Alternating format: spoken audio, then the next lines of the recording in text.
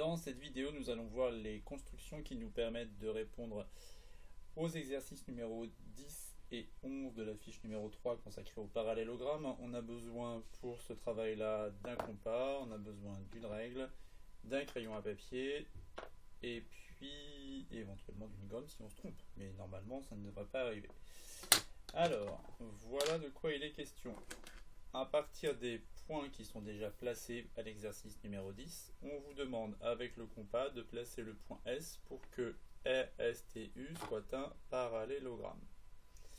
Alors déjà, RSTU parallélogramme. On peut constater que R et T, dans l'organisation des points, seront des sommets opposés.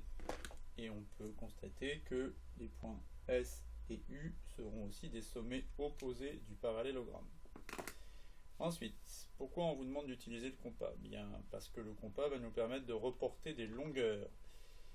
Et on va pouvoir utiliser le fait que les côtés opposés d'un parallélogramme ont la même longueur.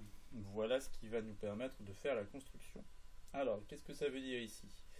J'ai déjà les points R, U et T. Il me manque le point S ici, quelque part par là. Pour finir mon parallélogramme, si je le lis dans ce sens-là, R, S, T, U.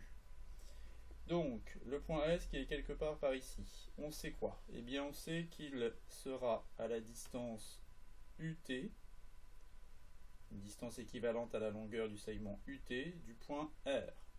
Donc, je prends mon compas, pointe du compas sur le point R et arc de cercle. Et on sait aussi que le point S sera à la distance équivalente à la longueur du segment RU, mais cette fois-ci du point T. Donc, compas, écartement entre R et U, et on va reporter cet écartement à partir du sommet T. Voilà, on connaît maintenant la position du point S. Il n'y a plus qu'à tracer les segments R, S et TS pour fermer notre parallélogramme RSTU. Voilà, encore une fois, qu'est-ce qui nous a permis de faire ça? Eh bien, la propriété qui nous dit que les côtés opposés d'un parallélogramme ont la même longueur. Si je devais coder ici ce qui m'a permis de faire ce travail, UT et RS, TS et RU sont des côtés de même longueur. Même travail avec la deuxième situation. Cette fois-ci, on ne vous a pas encore tracé les segments qui vont être utiles. Alors, on reprend.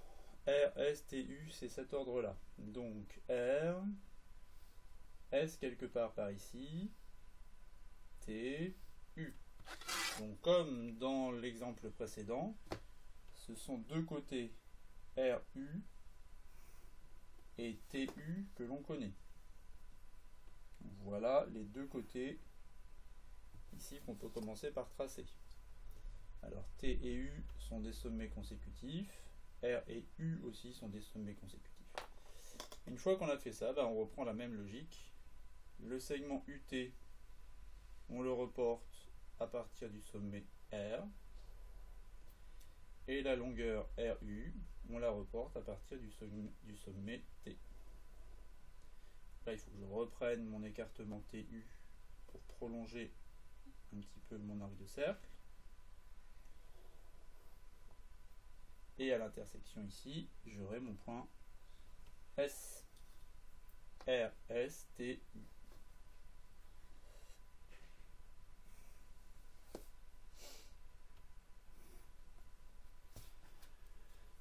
Troisième et dernière construction du même type. Donc cette fois-ci, les points sont organisés de la façon suivante. R, U et T ici. Il ne faut pas se tromper, il ne faut pas tracer n'importe quel segment. Par exemple, le segment TR, qu'on voit là sur l'autre figure, dans mon parallélogramme qui est proposé ici, le segment TR c'est une diagonale. On le voit ici puisque R et T sont deux sommets opposés. Donc le segment TR, il ne va pas nous aider à construire. On va le faire avec le compas, encore une fois, en reportant les longueurs des côtés. Mais les deux côtés qui nous sont utiles ici, c'est comme dans la première figure, ce sont les côtés R, U et T, U. Donc on commence par tracer R, U et T, U. Puis ensuite, même démarche, le compas pour reprendre l'écartement entre R et U et le reporter à partir du point T. Et ensuite l'écartement entre T et U pour le reporter à partir du point R. Et ici, l'intersection au point S. Alors attention, encore une fois, il ne faut pas se tromper. Dans l'ordre des lettres, à chaque fois, on vous propose bien un quadrilatère RSTU qui doit être un parallélogramme. RSTU. Voilà pour l'exercice numéro 10. Alors, j'ai pas remis le codage sur chacun des parallélogrammes ici, mais c'est bien ça qui nous permet de faire la construction. Donc là, la propriété utilisée, encore une fois, c'est les côtés opposés d'un parallélogramme ont la même longueur. On passe maintenant à l'exercice numéro 11. Exercice numéro 11, où il est question cette fois-ci de placer des points M et N de telle sorte que le quadrilatère KLMN soit un parallélogramme de centre O. Donc, de centre O, on sait tous que le centre d'un parallélogramme, ce qu'on appelle le centre d'un parallélogramme, c'est l'intersection de ses diagonales.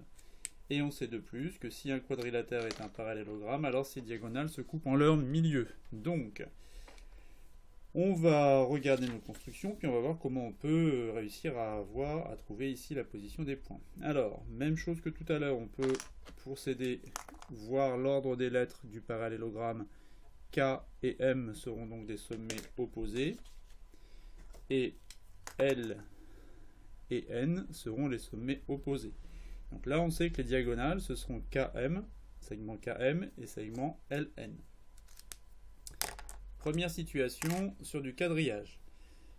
Donc là, on va se servir du quadrillage comme on avait appris à le faire pour faire de la symétrie centrale, puisqu'on sait aussi que notre parallélogramme est un quadrilatère qui possède un centre de symétrie.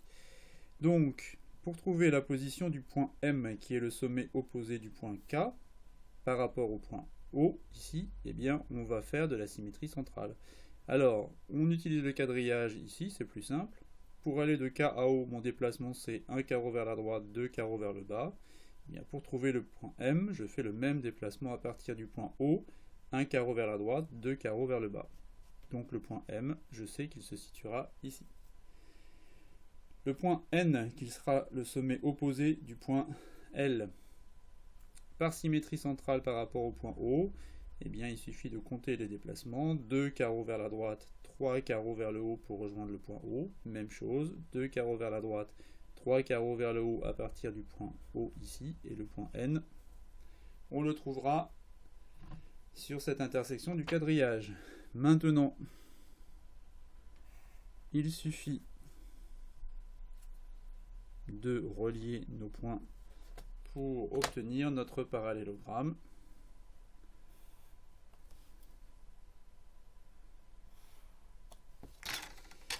K, L, M, N, et on ne s'est pas trompé dans l'ordre des points. Deuxième situation, cette fois-ci on n'a plus de quadrillage, donc il va falloir faire autrement. Donc là ça va rejoindre l'exercice numéro 11 de la page 209 que nous avons déjà étudié, en remarquant toujours la même chose, que le point O sera l'intersection des diagonales, mais plus que ça, sera le milieu des diagonales. Donc, on va tracer les deux demi-droites. Ça rejoint encore une fois les constructions liées à la symétrie centrale. Et on va utiliser le compas pour reporter les longueurs. Alors, le point O doit être le milieu du segment LN. Donc, écartement de L à O, et je reporte ici à l'intersection. Je sais que ce sera l'opposé, sommet opposé au point L, c'est-à-dire le point N. Et puis, autre construction identique, écartement entre O et K, que l'on va reporter. Et ici, on aura le sommet opposé au point K, qui sera le point M. Alors on va marquer ici le codage pour que ce soit clair pour vous, que la construction soit bien comprise. Le codage sera le suivant. O est le milieu du segment KM et O est aussi le milieu du segment LN. Et enfin, dernière construction, on va reprendre exactement la même méthode. On construit nos deux demi-droites qui vont toutes les deux passer par O. On peut même faire ça sans trop bouger de notre compas. Premier écartement de K à O, puis ensuite arc de cercle. Compliqué. Voilà. Et enfin, deuxième et dernière partie de la construction. Écartement entre O et L. Arc de cercle. Nous, après la première étude qu'on a pu faire ici, on sait que le point M, c'est celui-ci. C'est l'opposé, sommet opposé au point K. Le point N, c'est celui-ci. Et il nous reste ensuite à construire le parallélogramme.